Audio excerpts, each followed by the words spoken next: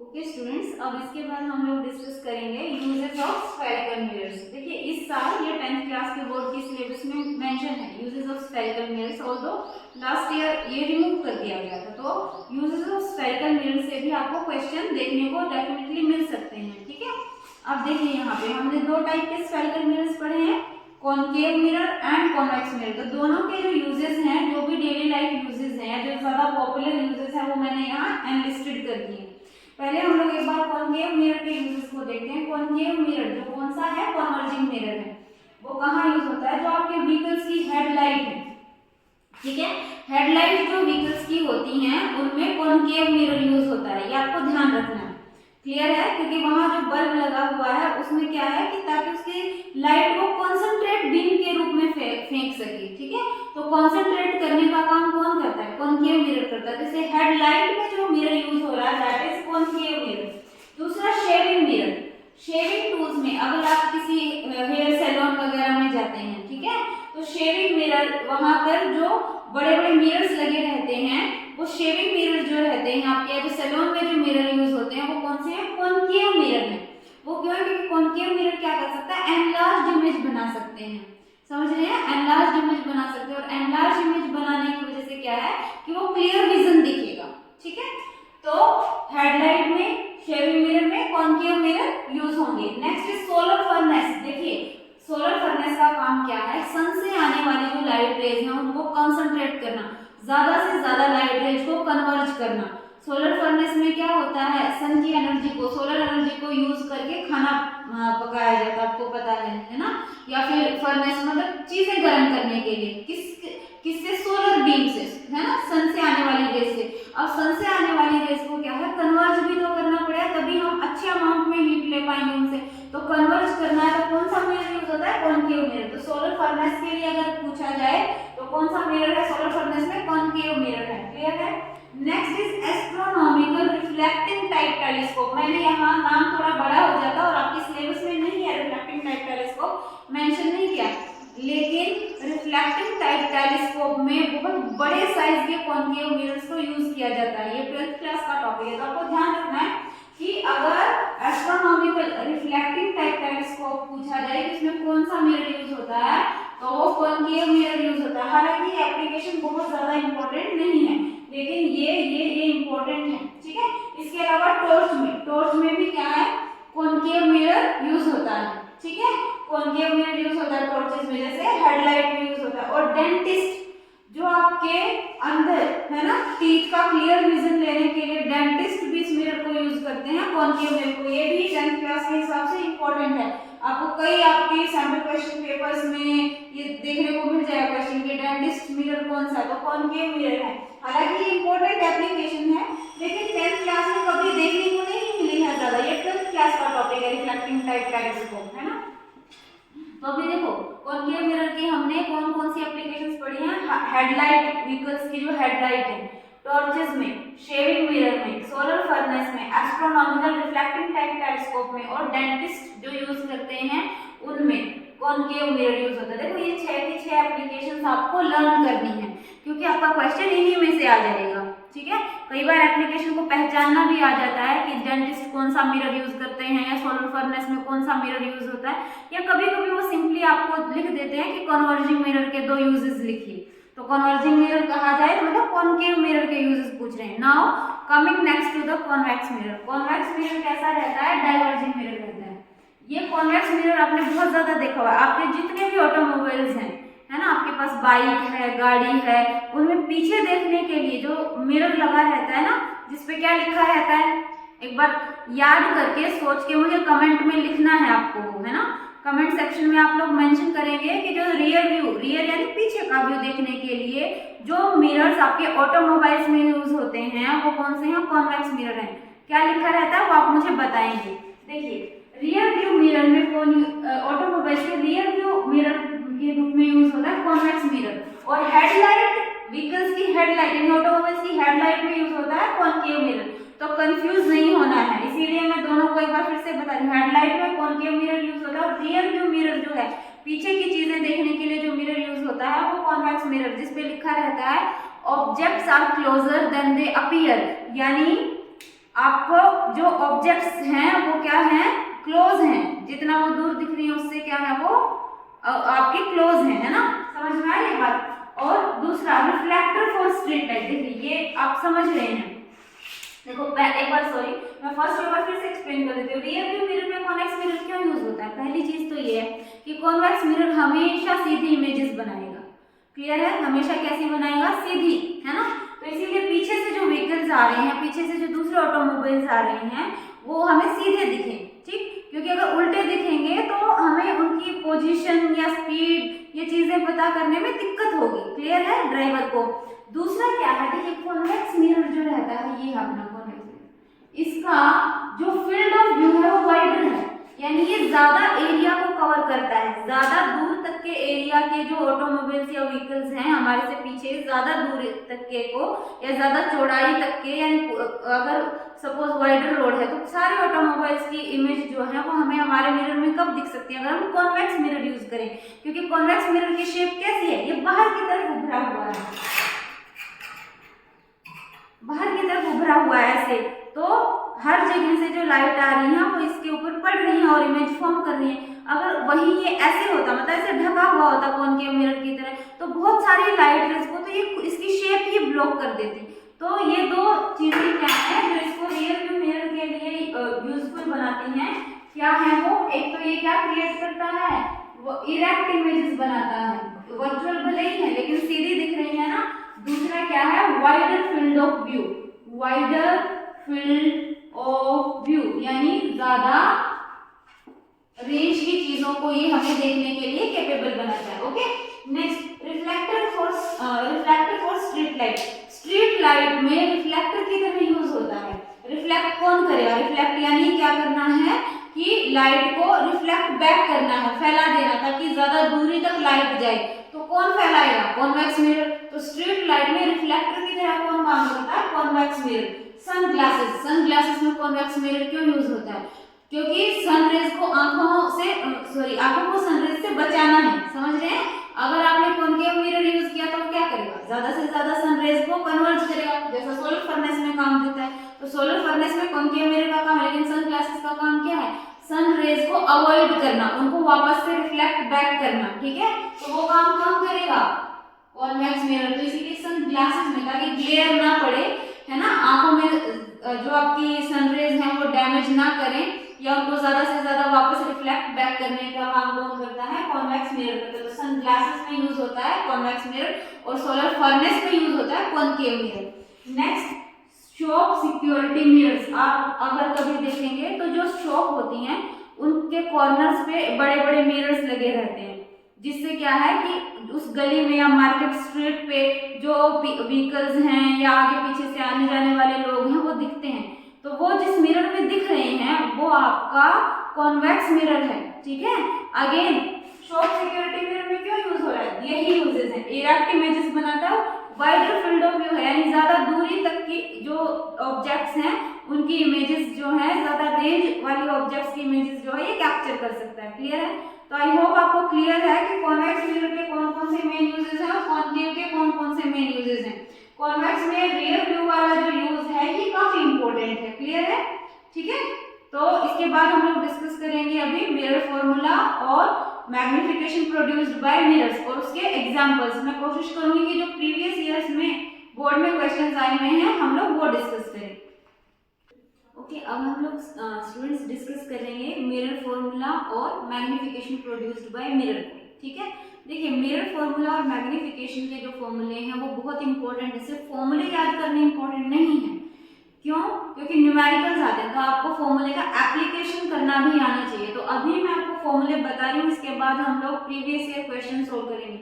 2019-18 में जो भी यानी प्रीवियस ईयर क्वेश्चंस जो भी आए हुए हैं आपके मिरर फॉर्मूला से या उसके मैग्निफिकेशन से रिलेटेड, मैं कोशिश करूंगी कि आपको क्वेश्चंस में इनको अप्लाई करना भी सिखाऊं। तो एक बार स्टार्ट करते हैं। मिरर फॉर्मूला, एक्चुअली में मिरर फॉर्मूला क्या है, मिरर फॉर्मूला एक रिलेशन है किस किस के बीच में, तीन चीजों के बीच में। ऑब्जेक्ट डिस्टेंस जिसको किससे डिनोट किया जाता है, यू से, है ना। इमेज डिस्टेंस यानी v, फोकल लेंथ f। तो u, v और f के बीच में रिलेशन है मिरर फॉर्मूला। आपसे कभी नहीं पूछा जाता what is mirror formula, never. लेकिन मिरर फॉर्मूला आपको याद होना चाहिए कि मिरर फॉर्मूला होता क्या है, क्योंकि न्यूमेरिकल्स में अप्लाई करना रहता है। तो देखो मिरर फॉर्मूला क्या है, 1/f is equal to 1/u plus 1/v, ठीक है, 1 फोकल लेंथ ये। और दूसरी बात, मिरर फॉर्मूला आपके कॉनकेव और कॉन्वेक्स दोनों मिरर पे एप्लीकेबल है, समझ आ रही है, मतलब सभी रिफ्लेक्टिंग सरफेसेस के लिए, सभी मिरर्स के लिए ये एप्लीकेबल है मिरर फॉर्मूला। तो ऐसा नहीं है कि आपको कॉनकेव के लिए अलग लर्न करना, कॉन्वेक्स के लिए नहीं, ऐसा नहीं है, मिरर्स के लिए एक ही फॉर्मूला है, 1/f is equal to 1/u plus 1/v, ठीक है। f क्या है फोकल लेंथ, u क्या है ऑब्जेक्ट डिस्टेंस, v क्या है इमेज डिस्टेंस। अब मैं अपने स्टूडेंट्स को जनरली इसको याद करने के लिए ऐसे बोलती हूँ 1/f is equal to 1/v plus 1/u। देखो क्यों, इनको आगे पीछे जोड़ने से कोई फर्क नहीं पड़ेगा, क्योंकि मान लीजिए ये 5 है और ये 2 जमा 3 है, तो आप 3 जमा 2 लिखेंगे तो भी कोई फर्क नहीं पड़ता। तो जो प्लस साइन है तो ऑर्डर से कोई फर्क नहीं पड़ेगा, लेकिन मैं ऐसे लर्न करने के लिए इसलिए बोलती हूँ क्योंकि जब आप लेंस फॉर्मूला लर्न करते हैं तो लेंस फॉर्मूला जो होता है ये है mirror formula, this one is mirror formula, और लेंस फॉर्मूला जो है वो कैसे रहता है आपका 1/f is equal to 1/v minus 1/u। तो आपको, ताकि बच्चों को दिक्कत ना हो कि इसको मतलब रीअरेंज करने में, एक बार उन्होंने याद करा कि मिरर फॉर्मूला में 1/v प्लस 1/u होता है और लेंस फॉर्मूला में 1/v माइनस 1/u होता है। अगर आपको ये फॉर्म ठीक लग रही है कोई इशू नहीं है, आपको ये ठीक लग रही है कोई इशू नहीं है, आपको जो भी फॉर्म ठीक लगे आप यूज कर सकते हैं। लेकिन अब इम्पोर्टेंट चीज, सिर्फ फॉर्मूला लर्न करने से काम नहीं चलेगा, इसमें आपको क्या ध्यान देने की चीज है कि u, v और f के साइन कैसे पुट करने हैं। तो देखो u जो है 10th क्लास में हमेशा ऑब्जेक्ट, मतलब वैसे ऑब्जेक्ट क्या है हमने साइन कन्वेंशन में पढ़ा ही था, हमेशा किधर रखनी है लेफ्ट हैंड साइड में। तो u आप लोगों के सिलेबस में हमेशा ही कैसी रहेगी, नेगेटिव रहेगी। तो अगर कभी भी कहा जाए कि कॉनकेव मिरर है, उसके सामने 30 सेंटीमीटर पे एक ऑब्जेक्ट रखी हुई है, तो u क्या है -30, क्लियर है। या कहा जाए कॉन्वेक्स मिरर है, उसके सामने 20 सेंटीमीटर पे ऑब्जेक्ट रखी हुई है, तो u क्या है -20, यानी ऑब्जेक्ट डिस्टेंस जो है आपको हमेशा नेगेटिव लेनी है, ये बात आप गांठ बांध लीजिए, क्लियर है। देन v, देखिए v के लिए हमें केस टू केस वेरी करेगा, v के लिए कोई फिक्स नहीं है ना, कि वो v का साइन पॉजिटिव बता दूं मैं आपको या नेगेटिव, वो नहीं है, वो भी मैं क्वेश्चन कर रहा हूँ तो आपको पता लगेगा कि अलग अलग केसेस में v के साइन अलग अलग आ सकते हैं। तो इसलिए v के लिए मैं ऐसा कुछ नहीं बता सकती, लेकिन हाँ 10th क्लास के लिए u आपको हमेशा नेगेटिव लेनी है, ठीक है, क्लियर है। फोकल लेंथ, फोकल लेंथ जो है बच्चों, ये मैंने आपको पिछले भी लेक्चर्स में बताई थी। फोकल लेंथ ध्यान दीजिए, कॉनकेव मिरर की फोकल लेंथ क्या रहेगी, नेगेटिव रहेगी, बिल्कुल याद करनी है आपको ये चीज। कॉनकेव मिरर की फोकल लेंथ कैसी लेनी है, नेगेटिव। अगर आपसे कहा जाए a concave mirror of focal length 10 centimetre, तो वहीं से समझ जाना है f इज -10, क्लियर है। और कॉन्वेक्स की कैसी रहेगी, फोकल लेंथ पॉजिटिव रहेगी, कैसी रहेगी, पॉजिटिव रहेगी। तो कभी भी कहा जाए क्वेश्चन में कि convex mirror having focal length 15 centimetre, that means that is f is equal to +15, clear है। और ये मैंने आपको बताया भी था कि उसकी नेगेटिव क्यों है, उसकी पॉजिटिव क्यों है, ठीक है। तो अगर आप देखना चाहें तो एक बार फिर से डिस्कस कर रही हूँ मैं। देखो अगर मान लो ये कॉनकेव मिरर है, तो हम क्या सपोज करते हैं कि ऐसे वाले स्फीयर का पार्ट रहा है और फोकल लेंथ कहाँ से मेजर करनी है, पोल से इधर जाना है। तो जब आप पोल से इधर जा रहे हैं, है ना, मिरर कौन सा है, कॉनकेव मिरर है, पोल से इधर जा रहे हैं, तो कौन से एक्सिस पे मूव कर रहे हैं, नेगेटिव एक्स पे, तो इसलिए कॉनकेव की क्या रहेगी, नेगेटिव रहेगी। और अगर मान लो कॉन्वेक्स मिरर हो, कॉन्वेक्स मिरर की रेडियस, देखो कॉनकेव मिरर में तो क्या था, नेगेटिव रहेगी, क्योंकि नेगेटिव एक्स एक्सिस पे जाते हैं उसकी फोकल, पोल से किधर जाना पड़ता है, सारे डिस्टेंसेस पोल से मेजर कर रही है, तो पोल से फोकस की तरफ जाना पड़ता है, तो किधर जाना है, नेगेटिव एक्स पे जाना है। तो इसलिए कॉनकेव के केस में फोकल लेंथ नेगेटिव होगी, रेडियस ऑफ कर्वेचर भी नेगेटिव होगी। कॉन्वेक्स जो है ये अपना कॉन्वेक्स है, ठीक है। कॉन्वेक्स में क्या है, हम क्या मानते हैं कि ऐसे किसी स्फीयर में से काटा गया है, क्लियर है। तो इसका फोकस पीछे लाई करता है ना कॉन्वेक्स का, तो पोल से फोकस की तरफ जाना है फोकल लेंथ मेजर करने के लिए, तो किधर मूव कर रहे हैं, +x पे मूव कर रहे हैं। इसलिए कॉन्वेक्स की फोकल लेंथ कैसी लेनी है, पॉजिटिव। ये बिल्कुल रट लेना है ये चीज, कॉन्वेक्स के लिए पॉजिटिव फोकल लेंथ और रेडियस ऑफ कर्वेचर, और कॉनकेव के लिए रेडियस ऑफ कर्वेचर और आपकी फोकल लेंथ क्या है, नेगेटिव है। अगर फिर भी याद ना रहे तो आप कॉन्वेक्स को ऐसे लिखा करो, उसमें x ऐसे लिखो, तो ये x आपको कुछ कुछ प्लस के साइन जैसा दिख रहा है, प्लस साइन जैसा दिख रहा है, तो इसी से याद रख लेना कम से कम कि कॉन्वेक्स की फोकल लेंथ और रेडियस ऑफ कर्वेचर प्लस लेनी है, पॉजिटिव लेनी है। समझ आ रहा है? अगर ये आपको ना ध्यान रहे, जो मैंने ज्योमेट्री से मतलब उसका एक्चुअल रीजन भी आपको बता दिया और ये आपको ट्रिक बता रही हूं मैं कि कॉन्वेक्स में x की तरफ ध्यान दो।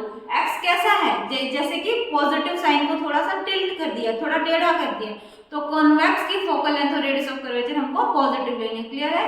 u नेगेटिव लेना है और फोकल लेंथ कॉनकेव के लिए नेगेटिव, कॉन्वेक्स के लिए पॉजिटिव, और v हम केस टू केस देखते हैं, है ना, वो हमारी वेरी करती रहती है कि किस साइड बन रही है इमेज, उस हिसाब से v जो है, अगर मान लीजिए मिरर का केस है और इमेज जो है वो आपकी रिफ्लेक्टिंग सरफेस की साइड यानी ऑब्जेक्ट की साइड बन रही है तो v नेगेटिव हो जाएगी, अगर बिहाइंड द मिरर बन रही है तो पॉजिटिव हो जाएगी। अगर आप साइन कन्वेंशन आपने समझे हैं तो कोई इशू नहीं आएगा, ठीक है।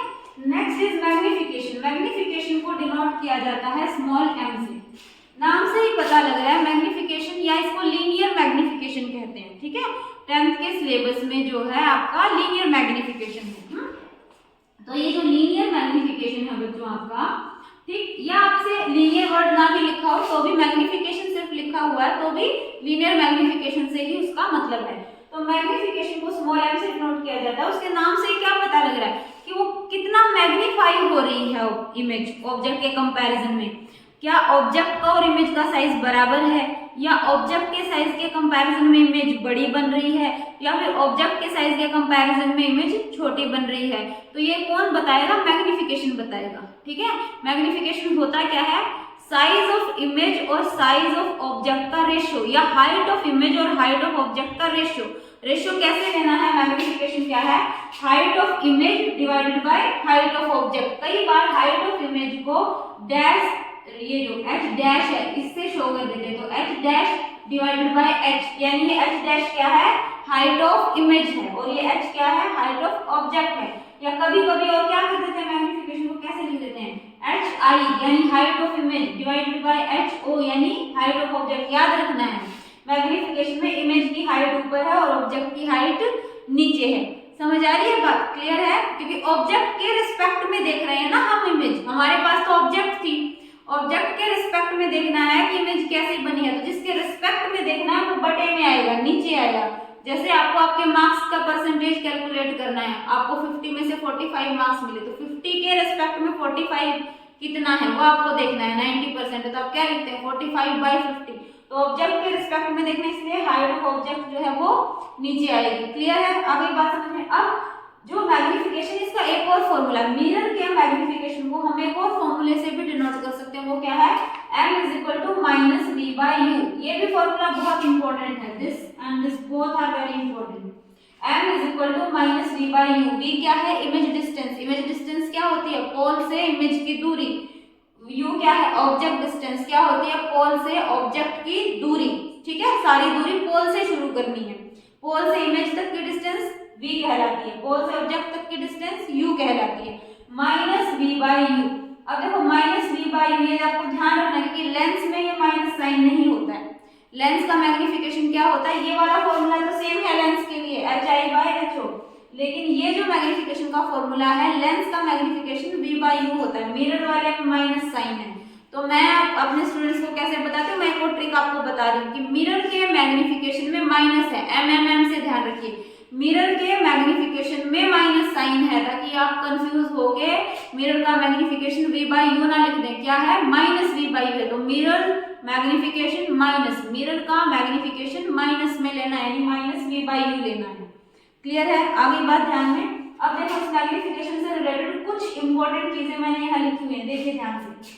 अगर m > 1 आए यानी मैग्निफिकेशन 1 से बड़ा आए तो वो किस चीज को डिनोट कर रहा है कि इमेज बड़ी बनी है ऑब्जेक्ट के कंपैरिजन में, ठीक है। जैसे मान लो हमारे पास ऑब्जेक्ट जो थी वो 2 सेंटीमीटर की थी, ऑब्जेक्ट 2 सेंटीमीटर की थी। क्लियर है? आई बात समझ में। और इमेज बन गई फॉर एग्जांपल अपने पास 4 सेंटीमीटर की, ठीक है। तो मैग्निफिकेशन कितना आ रहा है? 2। ध्यान देंगे मैग्निफिकेशन की कोई एसआई यूनिट नहीं है, क्योंकि सेंटीमीटर से सेंटीमीटर कैंसिल हो गया। मैं यहाँ लिख भी रही हूँ, magnification has no SI unit, कोई यूनिट नहीं है। इस यूनिट लेस भी कह सकते हैं इसको, मतलब इसकी कोई यूनिट नहीं है, SI है इसकी कोई यूनिट ही नहीं है, ठीक है, समझ आ रही है, ये एक नंबर है।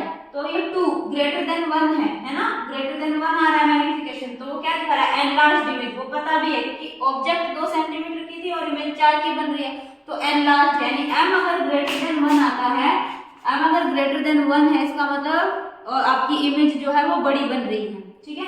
m अगर इक्वल टू 1 हो, सेकंड केस अगर इक्वल टू 1 है, इसका मतलब क्या है कि HI और HO बराबर है, ठीक है। अगर मान लीजिए ऑब्जेक्ट 2 सेंटीमीटर की थी और इमेज भी 2 सेंटीमीटर की बन गई, तभी ये 1 आएगा ना, ठीक है। तो अगर मैग्नीफिकेशन 1 आ रहा है इसका मतलब क्या है कि ऑब्जेक्ट और इमेज जो है वो दोनों सेम साइज की हैं, क्लियर, ठीक है। थर्ड केस पे बढ़ते हैं, m is less than 1, m अगर लेस देन 1 है ना, तो इसका मतलब क्या है, डिमिनिश्ड इमेज है, डिमिनिश का मतलब छोटी बन रही है इमेज ऑब्जेक्ट के कंपैरिजन में, कैसे, जैसे मान लीजिए ऑब्जेक्ट अपनी वही 2 सेंटीमीटर थी और इमेज बनी 1 सेंटीमीटर की, तो ये कैंसिल हो गया, 1/2 कितना होता है 0.5, लेस देन 1 है ना, यानी लेस देन 1 अगर आएगा मैग्नीफिकेशन, इसका मतलब इमेज छोटी है ऑब्जेक्ट के कंपैरिजन में, याद हो गया।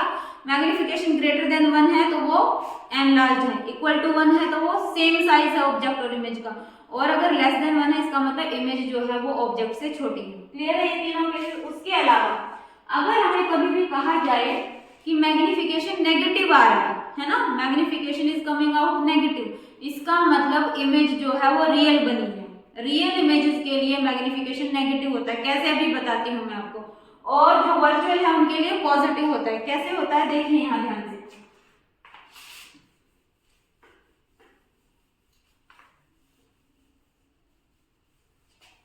एक केस मैं आपको करके दिखा रही हूँ, जैसे मान लीजिए कॉनकेव मिरर का केस ले लेते हैं हम लोग, कॉनकेव मिरर का केस है, हमारा जो कॉनकेव मिरर है सपोज उसकी रेडियस ऑफ कर्वेचर गिवन है, कितनी है 20 सेंटीमीटर, और कॉनकेव मिरर है तो इसलिए कैसी है -20 है, क्लियर है, समझ आ रही है बात, -20 इसका मतलब रेडियस ऑफ कर्वेचर इधर है, यानी सेंटर यहाँ है, सेंटर ऑफ कर्वेचर यहाँ है, क्लियर। और हमें कहा गया है कि रेडियस ऑफ कर्वेचर 20 सेंटीमीटर है कॉनकेव मिरर की, और ऑब्जेक्ट सेंटर ऑफ कर्वेचर पे रखी हुई है, ऑब्जेक्ट कहाँ रखी है, सेंटर ऑफ कर्वेचर पे रखी हुई है, क्लियर, आगे बात समझ में। और हमसे क्या कहा गया है कि ऑब्जेक्ट की जो हाइट है वो 2 सेंटीमीटर है, ऑब्जेक्ट की हाइट जो है वो 2 सेंटीमीटर है, तो इस केस में इमेज फॉर्मेशन का आप रे डायग्राम ड्रॉ कीजिए, और जो इमेज फॉर्म हुई है उसका नेचर बताइए, उसका साइज बताइए और उसकी इमेज डिस्टेंस बताइए। तो हमारे पास क्या क्या चीजें हैं देखिए ध्यान से, u कितना है -20 सेंटीमीटर, क्योंकि कहाँ रखी हुई है, C पे रखी हुई है, सेंटर ऑफ कर्वेचर पे रखी है, यानी कितनी दूर रखी है, रेडियस ऑफ कर्वेचर जितनी दूर रखी हुई है ना, क्योंकि पोल से सेंटर ऑफ कर्वेचर कितना दूर है, रेडियस ऑफ कर्वेचर के बराबर है, क्लियर है। आगे बात समझ में, फोकल लेंथ, फोकल लेंथ क्या होती है, रेडियस ऑफ कर्वेचर का आधा, f is equal to r/2, तो ये कितना आ गया -20/2 यानी -10 सेंटीमीटर। आइए बात समझ में आपको, अब हमें क्या निकालना है, v निकालना है और हाइट ऑफ इमेज निकालनी है। अब ध्यान देंगे इस केस में हमें कुछ भी कैलकुलेट करने की जरूरत नहीं है, क्यों नहीं है, क्योंकि टेबल रन करने के लिए मैंने आपको बोला था टेबल बहुत इंपॉर्टेंट है। अगर C पे ऑब्जेक्ट रखी है, कॉनकेव मिरर का केस है, तो इमेज कहाँ बनेगी, C पे ही बनेगी, कैसे बनेगी, रियल एंड इन्वर्टेड बनेगी, कैसे साइज की बनेगी, सेम साइज की बनेगी। तो क्या करना है, सिंपली इस तरीके से रेज को रिफ्लेक्ट करवाना है कि वो आके C पे मीट हो जाए, समझ रहे हैं, इस तरीके से रिफ्लेक्ट करवाइए कि ये आके C पे ही मीट हो, थोड़ा सा ऊपर इस तरीके से कि ये सेम साइज की हमें दिखे, ठीक है। तो अब देखो C पे ही बनी, सेम साइज की बनी, यानी इसका साइज भी कितना है 2 सेंटीमीटर है, और V कितनी है, जितनी U है, U कितनी है -20 सेंटीमीटर है। अब V देखो इमेज जो है इसके लिए भी तो पोल से इधर आना पड़ रहा है, पोल से इधर आने का मतलब क्या, नेगेटिव एक्स एक्सिस पे मूव कर रहे हैं, पोल ओरिजिन पे है, ओरिजिन से लेफ्ट हैंड साइड पे कौन सी एक्सिस होती है, नेगेटिव एक्स, तो हम इधर आ रहे हैं, तो V भी कितना है -20 सेंटीमीटर। ये पर्टिकुलरली केस मैंने इसीलिए आपको करवाया, देखो अगर आपको टेबल लर्न है तो आपको जो कैलकुलेशन है कई केसेस में आप बच सकते हैं उन कैलकुलेशन से, जैसे इस पर्टिकुलर केस में V कितना आ गया -20 सेंटीमीटर आ गया, हाइट ऑफ इमेज कितनी आ गई है -2 सेंटीमीटर आ गई है, ठीक है। -2 क्यों लिया इसका साइन, ध्यान देंगे प्रिंसिपल एक्सिस से नीचे मेजर की जा रही है ना, कैसी बनी है, रियल इन्वर्टेड नीचे बनी है, नीचे कौन सी एक्सिस होती है, साइन कन्वेंशन में बताया था, कौन सी एक्सिस होती है, नेगेटिव वाई, ठीक है, नीचे कौन सी है, तो जब इमेज यहाँ बन रही है तो यानी हम कौन सी एक्सिस पे मूव कर रहे हैं, नेगेटिव वाई पे, तो इसीलिए कैसी लेनी है उसकी हाइट इमेज की -2 सेंटीमीटर लेनी है। इमेज डिस्टेंस नेगेटिव क्यों ली, क्योंकि पोल यहाँ से हम इधर आ रहे हैं, जो कौन सी एक्सिस है, -x है, समझ आ रहे हैं, ठीक है, क्लियर। अब देखो मैग्निफिकेशन, मैग्निफिकेशन निकालो जरा, क्या है, height of image divided by height of object. Height of image कितनी है, -2 centimetre, this is -2 centimetre, height of object 2 centimetre, लेकिन कैसी, प्लस, है ना, हाइट ऑफ ऑब्जेक्ट कैसी है, +2 सेंटीमीटर। प्लस साइन क्यों लिया है, क्योंकि प्रिंसिपल एक्सिस से ऊपर की तरफ रखी हुई है ना, ऑब्जेक्ट हमेशा ऊपर रखी जाएगी, याद रखेंगे, ऑब्जेक्ट जो है वो हमेशा सीधी रखी जाएंगी, है ना, +y पे रखी जाएंगी, इसीलिए आपको हाइट ऑफ ऑब्जेक्ट जो है वो हमेशा पॉजिटिव लेनी है। हाइट ऑफ ऑब्जेक्ट क्या है, यहाँ पर +2 सेंटीमीटर है, तो वो रख दी +2 सेंटीमीटर, सेंटीमीटर से सेंटीमीटर कैंसिल होगा, 2 से 2, और ये प्लस माइनस कितना आ गया, -1, तो मैग्निफिकेशन कितना आ रहा है, -1। अब माइनस साइन क्या शो कर रहा है कि इमेज जो बनी है वो रियल इन्वर्टेड बनी है, तो देखो रियल इन्वर्टेड बनी हुई है। 1 क्या शो कर रहा है कि हाइट ऑफ इमेज और हाइट ऑफ ऑब्जेक्ट बराबर है, तो वो बराबर है, समझ रहे हो, देखो इससे दोनों केसेस हो रहे हैं, m = 1 है, ठीक है, यानी सेम साइज है इमेज का और ऑब्जेक्ट का, और ये नेगेटिव भी आ रहा है, इसका मतलब इमेज कैसी बन रही है, रियल है ना, रियल इन्वर्टेड इमेज है जिसका साइज क्या है आपका ऑब्जेक्ट के ही साइज के बराबर है, तो इसीलिए ध्यान रखना है मैग्निफिकेशन नेगेटिव आएगा, इसका मतलब क्या है, रियल इमेज है। दूसरे शब्दों में अगर आपसे कहा जाए कि एक मिरर है जो रियल इमेज फॉर्म कर रहा है और इस मिरर ने जो मैग्निफिकेशन प्रोड्यूस किया, सपोज वो 2 है ना, तो वो 2 नहीं, क्या लेना है, -2 लेना उस मैग्निफिकेशन को, क्योंकि रियल वर्ड भी उन्होंने यूज कर लिया है, रियल इमेज अगर बनेगी तो मैग्निफिकेशन नेगेटिव लेना है, क्लियर है।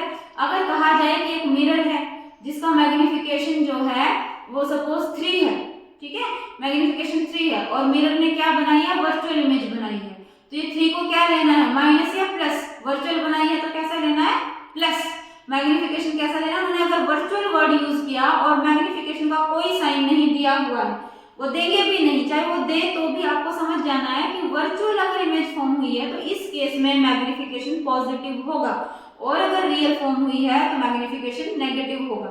इसी को एक बार इस फॉर्मूले से भी मैं आपको बता देती हूँ, देखिए यहाँ पर -v/u, v कितना है बच्चों, v कितना है, -20 सेंटीमीटर, तो पुट कर दिया -20 सेंटीमीटर, ठीक है, u कितना है, u भी -20 सेंटीमीटर है, ओके, -20 सेंटीमीटर पुट कर दिया। अब देखो एक माइनस तो v के सामने है, एक माइनस u के सामने, और एक माइनस इस फॉर्मूले में है ऑलरेडी, समझ रहे हैं, तो एक माइनस कैंसिल हो गया, लेकिन तीसरा एक माइनस बच गया, है ना, और सेंटीमीटर से सेंटीमीटर कैंसिल हुआ, 20 से 20, तो ये कितना आ गया, -1, तो इस फॉर्मूले से भी आप देखिए मैग्निफिकेशन -1 ही आ रहा है, समझ रहे हैं, तो चाहे आप ये फॉर्मूला यूज करें या ये फॉर्मूला यूज करें, आपको ध्यान रखना है, ये सारे केसेस आपको ध्यान रखने हैं, और फॉर्मूले आपको एग्जैक्ट फॉर्म में याद करने हैं।